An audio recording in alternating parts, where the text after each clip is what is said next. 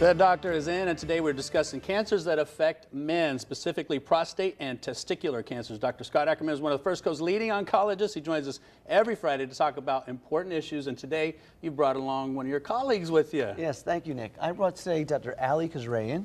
He's a great guy. We've known each other for a number of years. I used to work with his father for many years as well, and he's an excellent urologist who's going to help us today get some more insight on some men's cancers, specifically testicular cancer and prostate cancer. And it's so important that us guys that we're informed about things like this, because early detection is such a big thing. So how common are prostate and testicular cancers? Well, in men, prostate cancer and testicular cancer really are at opposite ends of the incidence spectrum. Prostate cancer, we've talked about a number of times on this show. It's the most common male cancer, the most common cancer in men, and it accounts for over 200,000, nearly 240,000 cases in the United States. About the same number as breast cancer is for women, in fact. Testicular cancer, on the other hand, is way down the other end. There's less than 10,000, only about 8,000 cases of testicular cancer a year. Both are highly curable if caught early. Both are very treatable.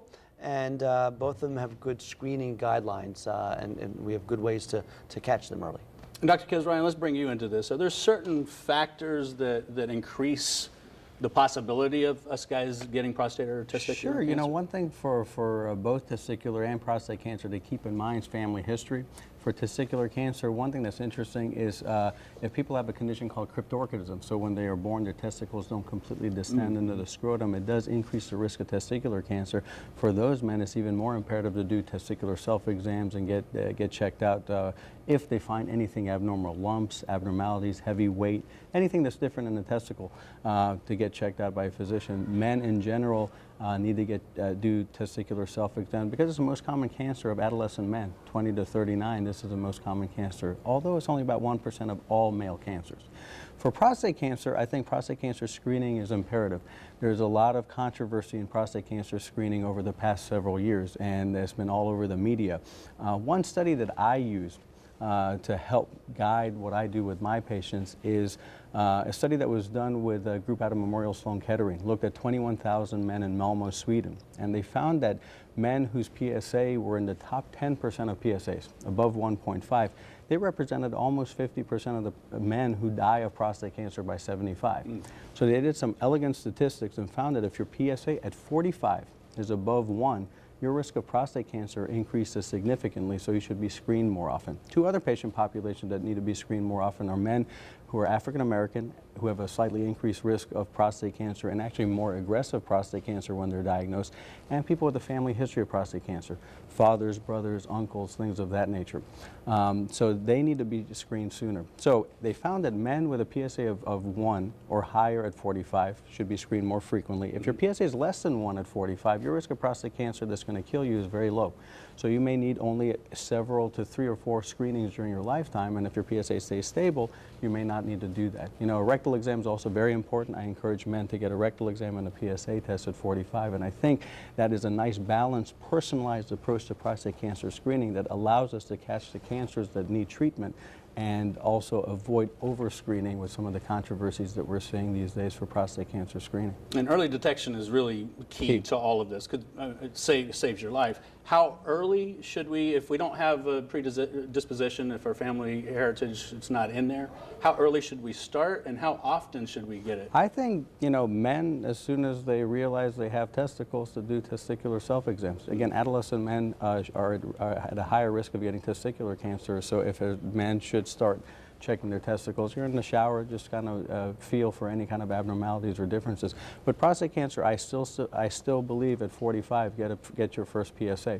Okay. Now you say check yourself, but you know, if a guy hasn't checked themselves before and they don't know what to look for, like what are some of the symptoms or some of the things that we should be looking for? So prostate cancer, interestingly, doesn't have any symptoms. More than 90% of prostate cancer is completely asymptomatic when they're diagnosed. So that's why screening becomes more important. Okay. With testicular cancer, it's again abnormalities of the testicles, firmness, lumps, heaviness, things of that nature. And if you feel any of those things, go get checked out by a physician. Okay. And how are these being treated right now? What are you guys doing? What's the latest advancements for treating either prostate or testicular cancer? Well, testicular cancer, the treatment typically is removal of the testicle.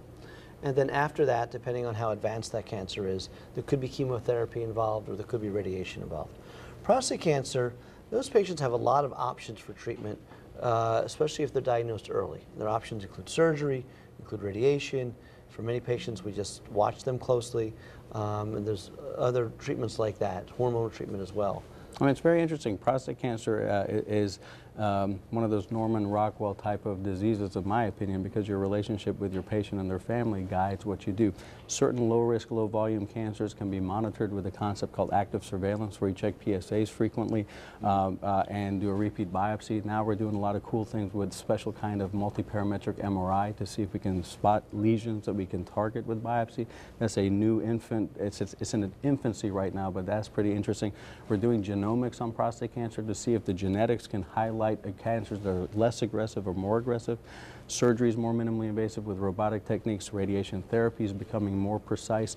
There are ablative treatments like high-intensity focused ultrasound that's being researched in the United States right now. It's been done internationally for years. It's very focal.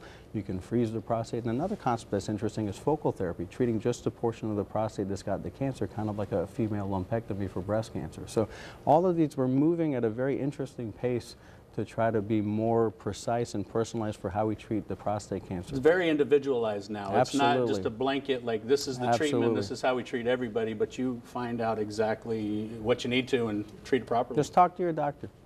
Very cool. Thank you guys so much. Thank Finally, you, I get Nick. to jump in and learn something that's very useful for me. Dr. Kazryan and Dr. Ackerman, thank you so much for sponsoring this segment. If you have questions regarding today's topic or any other health questions, you can connect with Dr. Ackerman on Facebook by visiting facebook.com/First Coast Oncology.